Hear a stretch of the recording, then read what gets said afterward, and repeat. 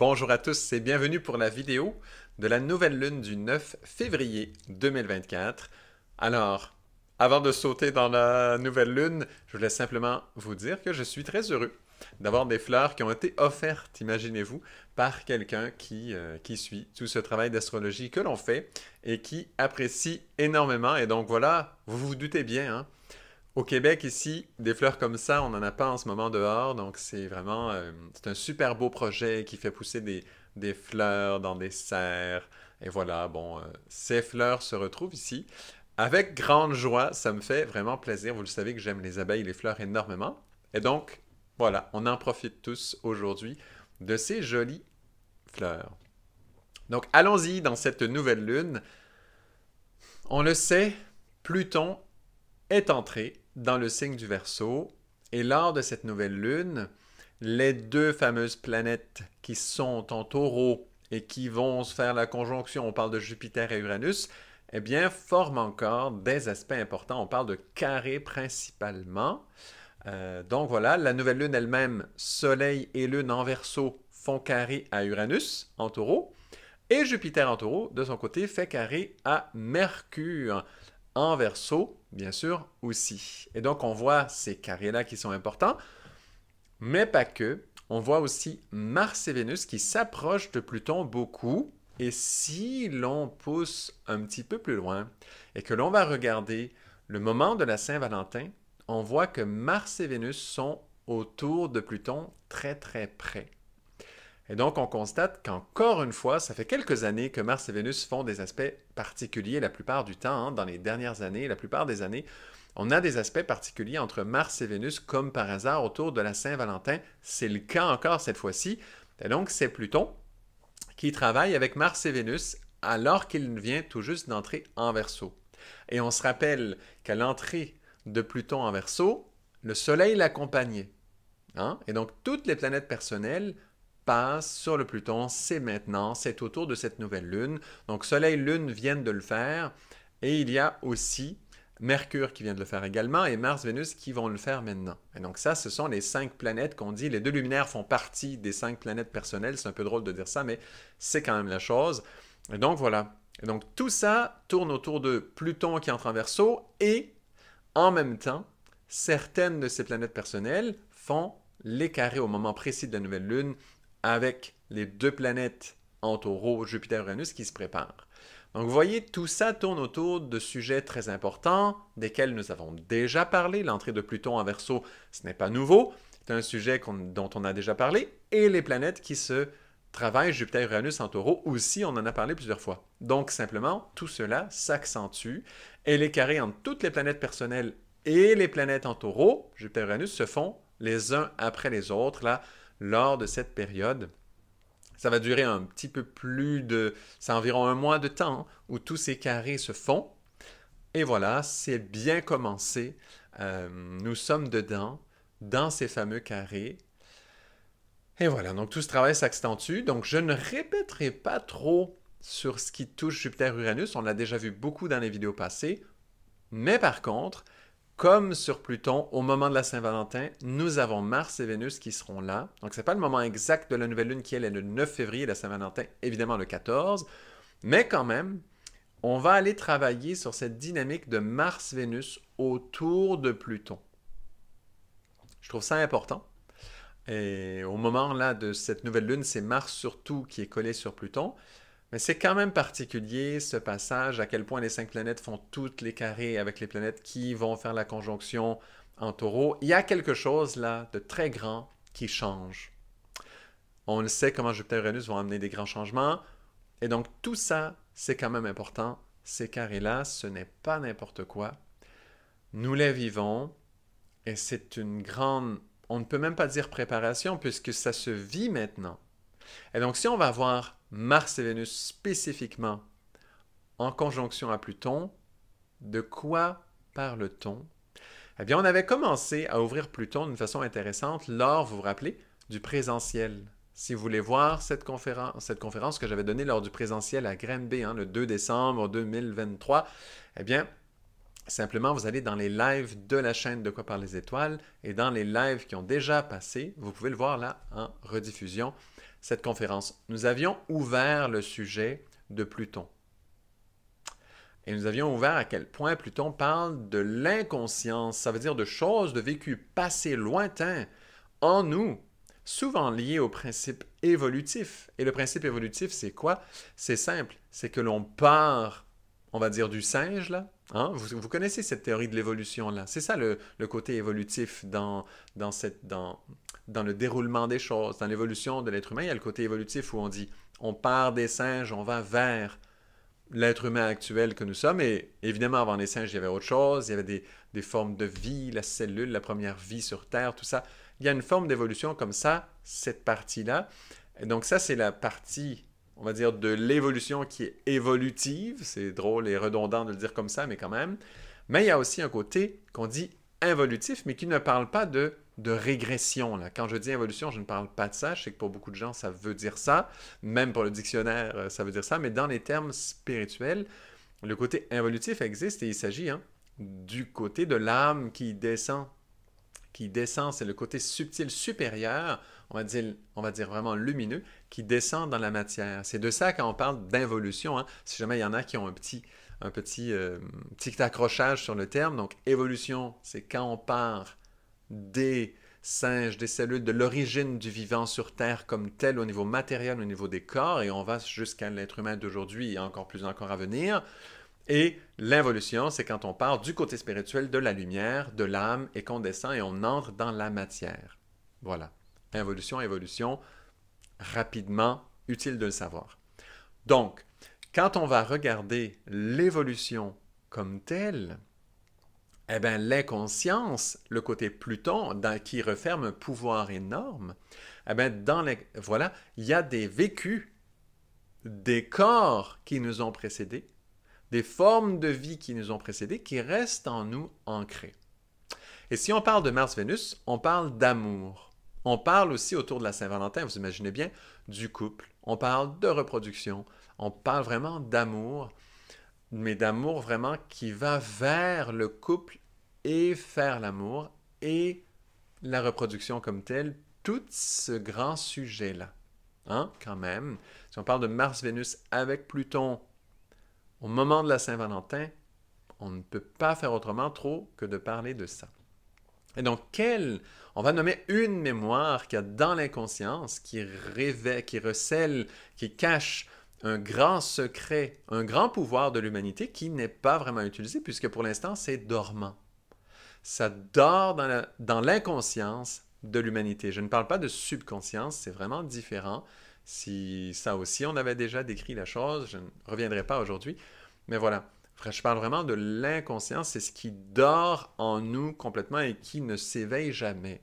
Hein? Pour faire une petite différence quand même, subconscience, inconscience, l'inconscient ne s'éveille pas, alors que la subconscience, par exemple, quand on dort, nous avons des rêves. Donc même au moment où on dort, cette subconscience nous donne des messages. L'inconscience, non, elle ne fait pas ça. C'est vraiment un pouvoir que l'on n'utilise pas du tout et que l'on n'a pas vraiment accès consciemment, pas du tout. C'est même pas sous-conscience, ça veut dire une conscience, on va dire, endormie ou alors que l'on dort. Celle-ci, elle est vraiment cachée de notre conscience, c'est pour ça l'inconscient. Ah, donc, allons voir un petit peu une chose sur Mars, Vénus, Pluton. Eh bien, on va parler de l'amour qui se déclenche et du côté, au niveau de l'évolution en des corps, qui est opportuniste à ce niveau pour assurer, bien sûr, la reproduction de l'humanité. Combien d'espèces végétales, animales, les humains eux-mêmes, à travers les temps, lorsqu'il y avait possibilité de reproduction, eh bien, ont sauté sur l'occasion et c'est comme ça que ça a survécu. L'inconscience, une façon de la retrouver, souvent, c'est de voir qu'est-ce qui a permis à la suite de la vie de se poursuivre, mais qu'on a oublié le comportement comme tel, il n'est pas dans la conscience, mais qui a permis la survie et qui reste ancré et qui agit d'un endroit complètement endormi duquel notre conscience ne va pas mettre de lumière. C'est le plus difficile à mettre en lumière, évidemment. Et là, on va parler d'opportunisme. Je ne dirais pas en amour, parce que c'est pas vraiment de l'opportunisme lié au sujet de l'amour, mais au sujet, oui, mais pas à l'amour lui-même. C'est de l'opportunisme lié à la reproduction comme telle. Reproduction et cellules de couple. Ça veut dire quoi? Nous ressentons de l'amour. Aujourd'hui, comment ce trait de l'inconscience qui a été forgé depuis très très longtemps dans le côté évolutif de l'humanité, comment, par exemple, une espèce, voilà, s'est reproduite rapidement, et comme elle s'est reproduite rapidement, eh bien, ça lui a permis de survivre. Regardez, par exemple, les bactéries.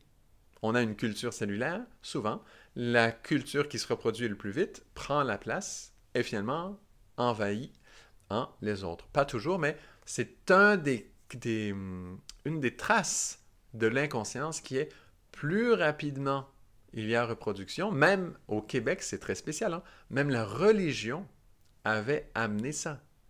Au Québec, c'est particulier parce que c'est un lieu francophone dans un environnement anglophone. Tout le reste du Canada et les États-Unis, c'est comme un océan de peuples anglophones qui entoure le Québec. Et de l'autre côté, il y a l'océan. Donc vraiment, c'est assez isolé. Et donc la religion catholique à l'époque exigeait aux couples, aux familles, d'avoir beaucoup d'enfants. Pourquoi? Pour se reproduire, pour être capable de résister. Pour que cette culture francophone, religieuse aussi, donc catholique, puisse résister aux environnements protestantes, anglophones qu'il y avait autour. Vous imaginez, hein? Donc ce réflexe-là, on l'a vu au Québec très très fort. Donc c'était des familles de 9, 12, 14, 16, ça arrivait. C'était des grandes familles quand même. Vraiment très grandes. Chaque année, il fallait avoir un enfant si c'était possible. Donc vraiment, et possible, là, c'était pas si cela nous plaisait ou pas, c'était très impressionnant ce que l'humanité a vécu là au Québec, il y a quelques petites générations de rien du tout. Et donc, vous voyez, c'est ça un peu ça qui se glisse dans l'inconscience. Ça, c'était un peu conscient, parce que c'était pour résister tout ça. Mais il y a une partie de cette affaire qui a été vécue à un niveau cellulaire tellement important. Exemple, à un certain moment, un couple, voilà, c'est la conception d'un enfant. Et juste après, l'homme meurt pour une raison X ou Y. Juste après. Eh bien, dans l'inconscience, qu'est-ce que c'était important d'avoir été rapide, ça veut dire d'avoir pu faire la conception à ce moment-là, maintenant, et ça inscrit, et oui, il faut être rapide. Ça veut dire on sent l'amour, il faut tout de suite sceller la chose. Et idéalement, aller jusqu'à faire un enfant. C'est le maximum. Mais toute forme de sceller une relation amoureuse rapidement, le plus vite possible, correspond à ce trait de l'inconscience. Et là, il y en a qui vont dire, oui, chez moi c'est naturel, moi je suis comme ça, moi je suis rapide, les choses vont vite pour moi. D'accord, c'est très bien. Et il faut quand même regarder ce trait-là. Pourquoi? Parce que, et là j'ai donné un exemple, mais il y en a des beaucoup plus compliqués que ça. Beaucoup plus compliqués. Là, il y a des formes de survie de l'humanité, pas juste de l'humanité, de certaines espèces auxquelles l'humanité est liée. Ou parfois, il s'agissait vraiment de la survie de l'espèce entière qui a été liée à ça. Des enfants ont été conçus et après, cataclysme, etc., ce sont les enfants d'eux qui vont pouvoir permettre la suite. Ce sont les enfants qui ont été conçus et parfois, c'était dès la rencontre, l'enfant se fait très rapidement. Il y a beaucoup d'espèces animales même, et végétales aussi. La seule relation qui existe, c'est celle-là, quand même. Il y a même ça, en fait.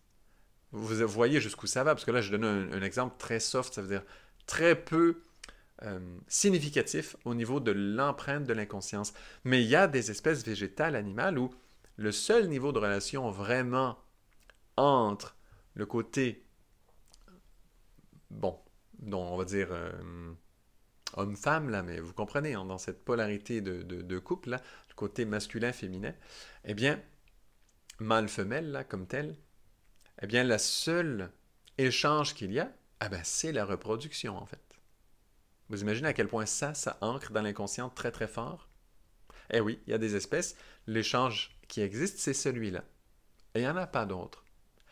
Et donc, c'est extrêmement important, viscéral, profond. Vous voyez, comme ça, c'est tellement inconscient. Vous voyez comme l'exemple est encore beaucoup plus fort que les autres que j'avais donnés. Bon, tout parle, on en nomme différents pour différentes sensibilités, mais vous voyez que c'est extrêmement puissant, ce pouvoir qu'il y a dans l'inconscience qui dit, nous ressentons de l'amour, nous ressentons le côté masculin-féminin, nous ressentons cette polarisation homme-femme, et tout de suite, il faut sceller. Ça, c'est Pluton. Le tout de suite, il faut sceller la chose. C'est ce qui s'est ancré dans la subconscience de notre force évolutive en tant qu'humanité. Voyez ça? Eh bien, ça, là, on le met dans la conscience puisqu'on le nomme. Et c'est particulier parce qu'on le nomme, on va l'oublier après. Et donc, là, on va le mettre en lumière et on va expliquer un petit peu quel est le pouvoir qui est caché derrière. Bon, on le sait, beaucoup, très souvent en spiritualité, on parle d'amour. Moi, j'aime beaucoup parler d'amour, c'est un de mes sujets préférés. Et on dit souvent, ben, l'amour est tout puissant. L'amour, il est extrêmement agissant, il est fort, il est grand, il fait tellement de choses, il peut tout.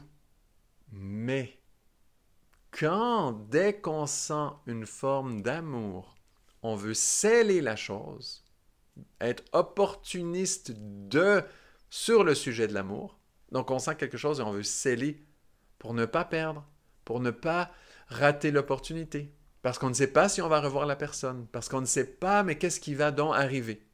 C'est très puissant, ça. Et on dit, bravo, tu y as été, tu l'as dit. Tu as vu une personne, tu lui as dit, oui, je veux te revoir. Tu as insisté. Ou tu as poussé sur la chose. Hein? Tu n'as pas oublié son numéro de téléphone, ou je sais trop quoi. Ou tu as répondu au message qu'elle t'a envoyé, ou tu as fait quelque chose. Bravo, tu as été de l'avant. Oui, tu as été entreprenant, tu as osé. C'est ça, hein? Et souvent, selon les traditions, hein, ça va être plus les hommes qui vont avoir ce rôle, plus les femmes qui vont avoir ce rôle. Souvent, ça va être les hommes, mais vraiment, il y a vraiment des peuples où c'est l'inverse. Et donc, vous voyez, tout ça, comment c'est gros en fait. Quand on sent l'amour, oups, il y a une force opportuniste extrêmement puissante en nous, qui se dégage, qui sort de là. Et ça, c'est lié à l'inconscient. C'est Pluton, là. Directement, on le touche du doigt presque. Ça, c'est plutonien au maximum, qui touche les forces Mars-Vénus. Vous voyez? Donc, le sujet de la Saint-Valentin comme tel, l'amour, la relation, tout ça, avec la force plutonienne. L'inconscience derrière. Bon. Si nous devenons conscients de ça, lorsque nous sentons l'amour et cet échange, cette polarisation possible, eh bien, on peut se polariser, utiliser notre pouvoir plutonien qui permet d'être opportuniste, qui permet de créer la vie, qui permet de générer la vie. Hein. C'est quand même puissant, là. Eh bien, on peut utiliser ce pouvoir en lien avec l'amour directement, plutôt qu'en lien avec cet opportunisme de survie terrestre. Et ça change beaucoup de choses. Pourquoi? Parce que l'on sent des tendances, on sent des forces en nous. On se sent accepté, pas accepté, la sexualité ou pas. Et vous savez en ce moment à quel point, et c'est de plus en plus partout au Canada, c'est incroyable, le côté LGBT, tout ça, là, jusqu'à l'infini, les lettres et les couleurs et tout, là, ça augmente sans arrêt. Eh bien, ça, ce côté-là, c'est fort. Et on dit, oui, mais il faut comprendre, il faut comprendre. Bien sûr, évidemment qu'il faut comprendre toute personne. Il faut aimer toute personne, ça oui. Mais si l'on commence à mettre de la conscience sur cette force qui veut sceller les opportunités liées au sujet de l'amour, eh bien, soudainement, la pression que ces gens-là ressentent et pour lesquels ils manifestent. Et là, vous allez dire, oui, mais il y a des jeux de pouvoir autour de ça. Évidemment, mais disons qu'on prend le sujet de façon directe, sans ajouter ces couches-là. Parce que ça, il existe quand même, ce sujet. Donc, on va le prendre de façon directe. Bon. Eh bien, en tout cas, bon, je ne veux pas rentrer là-dedans, il y a trop de polémiques autour de ça. Mais il y a réellement des jeux de pouvoir autour de ça. Ça apparaît partout dans les gouvernements. Ça dépend probablement des pays, hein, mais c'est quand même énorme. Mais le sujet réel existe aussi. C'est pas parce qu'il y a des jeux de pouvoir autour d'un sujet que le sujet n'existe pas. Donc, le sujet existe quand même. Et donc, si on met en lumière l'opportunisme autour de cette question d'amour et que l'on cesse de dire dès qu'on sent de l'amour, il faut comme ça, voilà, sceller l'opportunité pour bénéficier, pour la survie de cette force évolutive. Si on remet ça un peu en question et qu'on se dit, minute, ce qui compte quand même, c'est une force d'amour, non? Et là, soudainement, c'est l'amour qui compte.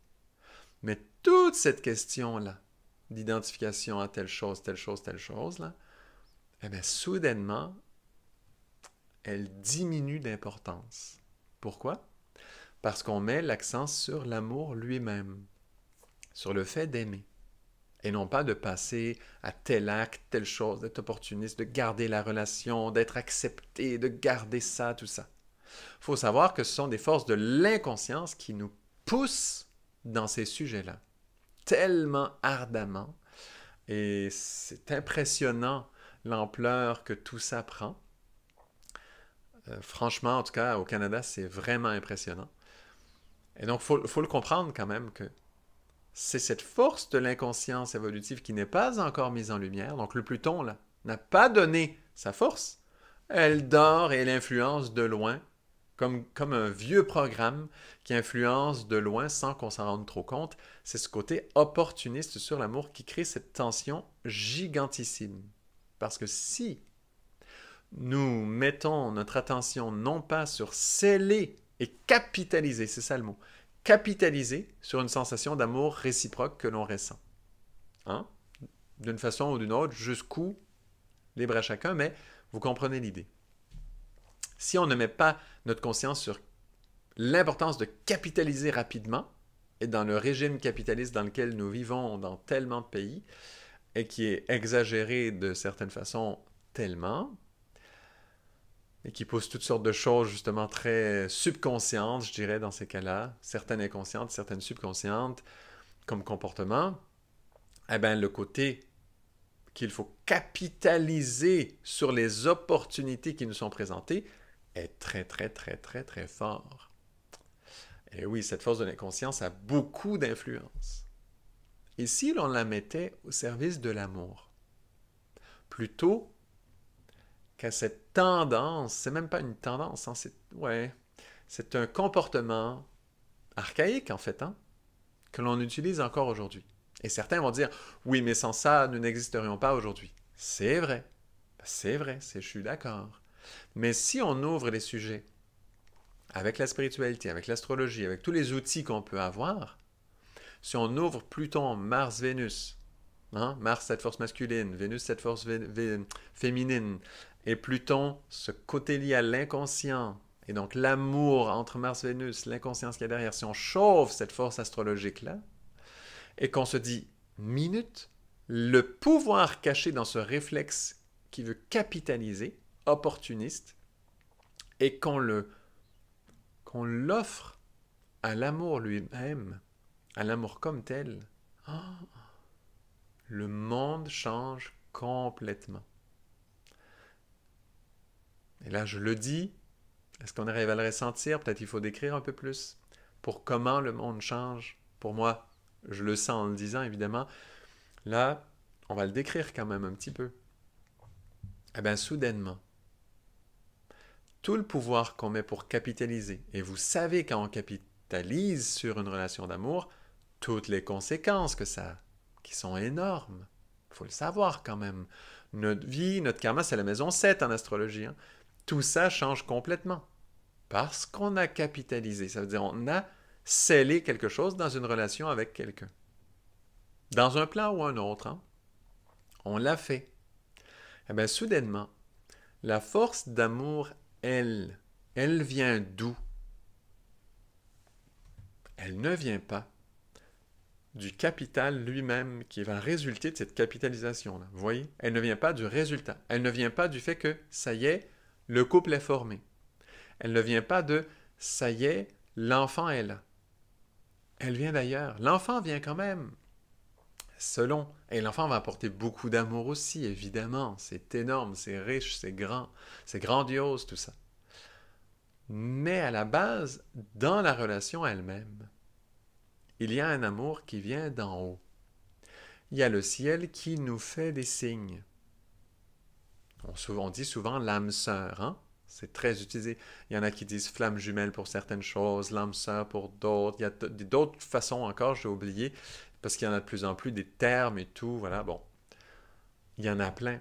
Mais en gros, ce qu'il faut se rappeler, c'est une partie supérieure qui vient du monde involutif. Hein? Et là, on se rappelle, l'involutif, ça veut dire que c'est les plans de lumière qui viennent sur Terre à la rencontre de nous, dans nos corps sur Terre. Ce sont ces forces de lumière qui descendent. Déjà, quand nous nous sommes incarnés, il y a eu une force de l'âme qui est venue habiter notre corps. Mais quand on ressent l'amour, il y a des forces de lumière d'en haut qui peuvent être liées à notre âme sœur, qui peuvent être liées, on peut appeler ça autrement aussi, mais qui peuvent être liées aussi simplement à des êtres de lumière dans les plans subtils. Et qui, voilà, à travers une personne, eh bien, nous montre cet amour. Et si l'on se concentre davantage, on utilise notre pouvoir plutonien, qui a l'habitude actuellement de vouloir nous faire capitaliser sur une relation matérielle sur Terre concrète et qui va jusqu'au plan qu'on lui donne. Et si l'on utilisait le même pouvoir, la même force, le même engagement, la même force plutonienne, là, toute notre essence qui va vers l'autre, mais qu'on l'utilisait ça vers l'amour lui-même. Ça veut dire vers aimer cette force de lumière qui vient d'en haut, soit notre âme sœur ou autre, et qui vient à notre rencontre. Et si on mettait un peu de lumière sur notre inconscience et que l'on osait faire ça? Tout change. Pourquoi? Parce que l'on ne va pas s'embarquer dans une relation, il n'y aura pas telle chose, qui sont très matérielles, qui sont liées justement à un Pluton dans le cycle de l'évolution. Et donc, ça veut dire à notre inconscience qui est en lien avec toutes ces vieilles mémoires archaïques de dinosaures et tout ce qu'il y avait même avant. Vous voyez? C'est une autre connexion. Soudainement, on se lie au Pluton du pouvoir de lumière d'en haut. Ça veut dire qu'on lie cette puissance qui est dans l'inconscience, mais si on la met en conscience, en lumière donc, on l'éveille, eh bien on est capable de rester lié à la force d'amour de lumière qui descend à travers les personnes où on sent cet échange d'amour. Et si on reste lié à ça, comme tel, on le regarde, on l'apprécie, on l'aime. On ne veut pas absolument amener toutes nos forces de singe, on va dire. Vous comprenez l'idée? Hein? C'est ça l'évolution. Je ne vais pas répéter évolution tout le temps. De toute façon, pour certaines personnes, ce n'est pas clair. Et donc, ça veut dire cet héritage, on va dire, de singe. Pour ne pas dire dinosaure, c'est un peu trop loin, on ne le voit pas. Donc, prenons déjà les singes. Hein? Et donc, pour l'instant, on sent cet amour de qualité tellement grande. Et l'être humain aime tellement. C'est tellement développé. Pourquoi? Parce qu'il a ces connexions avec le monde de l'âme de lumière tellement grande. L'amour pour l'humain lui parle énormément. C'est une des choses qui différencie le plus les différents règnes. Ça veut dire entre le règne humain et animal. Hein? On dit qu'il faut différencier. Bon. Ou pas. Hein? On sait que pour les scientifiques, les humains sont des animaux. Bon. Ah ben là, en comprenant, l'amour nous touche différemment. L'homme peut être tellement inspiré, l'être humain, je parle, hein, l'homme, la femme, évidemment, la femme et l'homme, peuvent tellement être inspirés par la force d'amour. Voilà une énorme différence avec les animaux.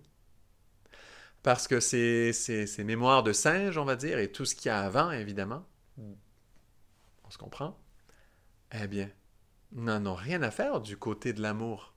Eh non, c'est le côté hormonal, c'est le côté reproduction. Ce sont ces forces-là qui se développent.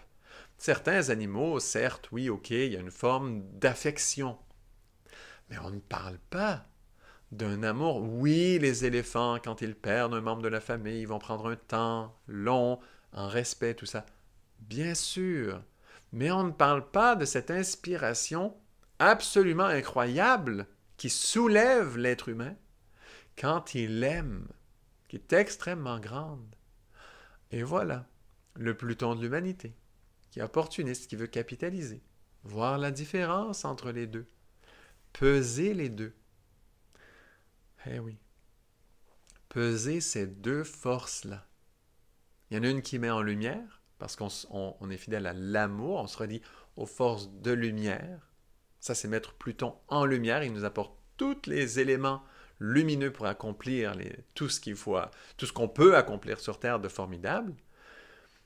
Et l'autre, qui reste d'un côté, voilà, c'est le programme qui dort, c'est le programme qu'on voit jamais, duquel on est inconscient, qui pousse, pousse, pousse, pousse, et qui fait de l'opportunisme, et qui crée toutes sortes de causes et conséquences, de karma, à n'en plus finir. Parce qu'on est on est lié à cette force évolutive, donc à toutes ces mémoires de singes, de choses, et là, des forces karmiques, des charges karmiques, des mémoires karmiques, du bagage karmique, tous en ont plein à ce niveau-là. Et là, on mélange ça et ça en fait, ça en fait, ça en refait, ça en fait beaucoup, beaucoup, beaucoup, beaucoup. Plein de complications. Il y aura toujours la guerre, il y aura toujours toutes ces choses-là à ce moment-là. Et voilà. Est-ce qu'on peut mettre en lumière cette force d'amour, d'échange entre hommes et femmes? Ou autre, hein? Si c'est d'autres sources d'amour que l'on sent, mais du vrai amour, je parle, hein? Pas juste de l'attirance sexuelle ou quoi, je parle d'amour. Si on sent vraiment l'amour pour qui que ce soit, hein, mais plus grand, pas plus grand, mais je veux dire, la grande amour, pas juste cette histoire-là d'hormones, de reproduction, de tout ça. Je parle de l'amour. C'est différent de l'attirance sexuelle, évidemment. Et donc, quand on parle d'amour, si on est capable de donner cette même force qui veut sceller la chose, et pensez-y 2 minutes, nous avons tous vécu ça, nous avons tous ça. Il y en a qui regrettent de ne jamais avoir scellé une relation. Ils avaient l'opportunité, ils ne l'ont pas fait. Ils regrettent, il y en a qui regrettent toute leur vie. Oh là là, c'est dommage. Parce que justement, ils avaient presque réussi à mettre ce Pluton dans la lumière, dans la conscience. Mais ils n'ont pas osé le faire. Ils ont osé avoir le comportement qui permet de le faire, mais ils ne l'ont pas placé en conscience de dire, en réalité, j'ai été fidèle à l'amour et non à capitaliser sur ce que j'ai senti, ici sur Terre en bas, et à créer toutes sortes de nouveaux karmas très complexes. Pas seulement heureux, pas du tout, jamais, jamais, jamais. Jamais le karma va être que formidable, heureux, tout ça en relation. Bien sûr que non. Pourquoi? Parce qu'on est en train d'utiliser ces mémoires de singes, ces mémoires d'évolution, de dinosaures, de toutes sortes de choses du passé, et de nos ancêtres. Nos ancêtres, ça va très très loin quand on y pense. C'est pas juste la famille, là, la généalogie ou quoi. Non, non, ça va très très loin. Si on prend le Pluton, c'est tout ce qui est dans l'inconscient, et donc c'est ce qu'on ne voit pas. Ça va très très très profond, Pluton. C'est la plus profonde des planètes. Et là, par rapport à l'amour, voilà ce qu'elle nous montre. Et voilà, si on regrette un amour que l'on n'a pas scellé, mais il ne faut pas le regretter. Il faut être fier. Il faut dire, mais oui, en réalité, moi, comme c'est l'amour que je voulais, je n'ai pas scellé la relation. Je n'ai pas fait ce qu'il aurait fallu faire. Je n'ai pas donné le baiser. Je n'ai pas invité à tel endroit. Je n'ai pas proposé telle chose. Je ne suis pas passé à l'acte si rapidement. On n'a pas fait d'enfant, donc le lien n'a pas tenu. Toutes ces choses qu'on peut nommer, que certains regrettent, hein, eh bien voilà, il faut se dire, mais en fait, j'étais fidèle à l'amour. Ça veut dire que cette force d'amour, elle a pu continuer à agir dans ma vie. Mais si le regret fait en sorte que on pense que cet amour ne peut plus agir parce qu'on le colle à la personne, c'est dommage. On avait presque réussi. On a réussi à ne pas être opportuniste, à ne pas capitaliser, mais on a continué à coller l'amour sur la personne, sur le singe, on va dire. Qu'est la personne? Homme ou femme dans ce cas-là, hein? La singe, hein, on se comprend. Donc, voilà, on a collé ça sur la personne. Et là, les regrets, pourquoi ils viennent? À cause de ça. On a cru que l'amour était lié à la personne. Mais non. Mais non, l'amour, c'est en haut. L'amour vient de la lumière, là. C'est sûr. L'amour, il vient de là. On s'aime sur Terre. Oui, oui, oui. Pourquoi? Parce qu'on sait qu'un amour vient d'en haut. L'amour, c'est une qualité. C'est une qualité spirituelle. Eh oui. Et donc, voilà. Et donc, ça ne sert à rien de regretter. Si on regrette, c'est dommage. On avait presque tout fait. On a réussi à ne pas capitaliser, à ne pas être opportuniste. Cette tendance humaine de l'inconscience a réussi à ne pas s'activer. Mais le regret fait qu'on colle encore cet amour sur le singe, là. Hein? Donc tout le paquet de karma qui vient avec. Et là, on cherche des explications. Mais pourquoi non? Pourquoi je devrais? Pourquoi? Est-ce que ça serait encore possible? Mais voyons, lâchez le singe, quoi. Hein? Faut lâcher le singe. Ça veut dire le côté évolutif qui vient de tous ces ancêtres-là, ces couches. Il faut lâcher de coller notre pouvoir à ces mémoires-là. Et comment on fait? On se concentre sur la lumière. On se concentre sur les qualités. L'amour est une qualité. On se concentre sur cette qualité-là d'amour. Et là, si on lâche les regrets, on tourne la page des regrets, on sent l'amour qui continue en réalité. Et il a toujours été là. Il était prêt. C'est juste que nous, on ne le sentait pas parce avec le regret, on collait au singe encore. Et donc, et voilà soudainement. Ah, l'amour, ok, c'est grand. Et ça, c'est pareil pour beaucoup de sujets. Imaginez. Moi, j'aime bien parler des maîtres spirituels. C'est un sujet que j'aime beaucoup. Parce que moi-même, j'ai un maître spirituel, donc c'est quelque chose que j'aime énormément. Eh bien voilà. Les gens qui s'improvisent maîtres spirituels. Pourquoi? Parce qu'ils ont une guidance à un moment donné. Ils ont un groupe de personnes, ils ont des disciples, entre parenthèses, qui les suivent. Ils se disent, oui, mais là, j'ai tout ça. Il faut capitaliser. Évidemment, il y a une force d'amour derrière. Évidemment, il y a un échange d'amour dans un espace où on cultive les forces spirituelles. Évidemment, il y a un échange d'amour là-dedans. Mais cette force de l'inconscience qui veut capitaliser sur l'amour pour ne pas perdre, pour survivre, pour que ça continue, qui veut capitaliser sur les forces puissantes que l'on vit, eh bien, c'est elle. Ce Pluton, Vénus, Mars en conjonction là. Et là, ça rentre en Verseau, ça dit, il y a une nouvelle réalité qui vient. Elle s'offre à nous. Il faut la prendre. On peut transformer ça, on peut le conscientiser, on peut oser nommer ces choses-là. Et voilà. Voilà ce qui nous est offert lors de cette nouvelle lune. J'espère avoir été assez clair. Tellement de comportements à changer quand on commence à faire ça. Ça ne veut pas dire de ne plus être en couple, ça ne veut pas dire de ne pas avoir d'enfants. Bien sûr que non. Tout ça, c'est beau. Cette force évolutive, elle est belle aussi. Évidemment, on l'aime aussi. On lui donne une place. Mais on ne va pas créer des complications, des forces karmiques, forcer les jeux. On va laisser l'amour agir sur la relation et façonner la relation. Et on aura enfin des relations d'amour. Vraiment d'amour. Et j'ai précisé, hein, l'amour, c'est pas autre chose. Je parle d'amour en tant que qualité spirituelle. Pas une forme d'attirance quelconque que l'on retrouve voilà ailleurs. L'amour est une qualité spirituelle qui est dans les humains, que les humains peuvent travailler avec. C'est la spiritualité des humains qui est tellement particulière, riche, spéciale, qui fait de l'être humain, l'espèce humaine, on va dire, ah ben une espèce qui c'est pas animal, c'est un autre espace, c'est un autre règne. Pourquoi? Parce qu'il y a la spiritualité, évidemment. Et évidemment que c'est la raison, parce qu'il y a cette culture de toutes les qualités spirituelles dans l'être humain. Voilà. Bon. Donc, tellement de choses à changer, on aura enfin des relations d'amour. Parce qu'on donne notre Pluton, notre pouvoir, à l'amour et non au capitalisme. Ça veut dire à cette philosophie, qui devient presque une religion aujourd'hui, puisque les religions diminuent, du capitalisme. Voilà. Et soudainement, on donne notre Pluton, Mars, Vénus. On leur donne à cette force d'amour qui jaillit en nous presque j'espère à chaque jour. J'espère que chaque personne ressent de l'amour chaque jour. Je vous le souhaite. C'est très important de ressentir l'amour. Voilà.